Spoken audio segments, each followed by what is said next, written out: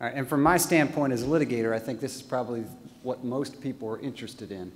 How do you get those telephone records? How do you get text messages, IM messages, and everything else that is out there today? I think you said there's 1.2 trillion tweets a day now. Well, it's 1.5 trillion texts were sent in 2009.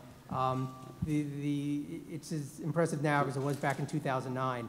I think the average 18 to 24-year-old sends and receives 110 texts per day, and the average person sends 42 texts.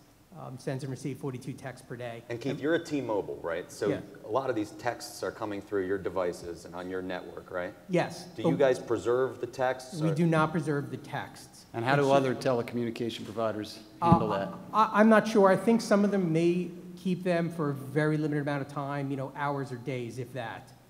But the metadata is preserved about, again, the time that it was called, that the text was sent, who it was sent to. And that information is available. Law enforcement agencies, we have a whole division, and it's actually headquartered in Parsippany, where we do nothing but process and provide information in response to subpoenas, either on the law enforcement context or with regard to civil litigations. And if anyone's ever had a case, and I'm sure you have, where there's a surprising lack of emails between the bad actors, and you wonder how could they have done this all by telephone. I've had cases where they were smart enough to be using text messages instead of emails, or they were using IM, instant messaging. And so I'm curious, Greg, you do a lot of forensic recovery. Have you tried to recover texts or IMs to try to find that sort of a communication chain? We do, and we get calls about it all the time, about different text messages people want to see. Because nowadays, they are going around the email systems because they know they can be tracked, you know, company people talking about leaving a corporation, taking stuff with them. They start to send text messages.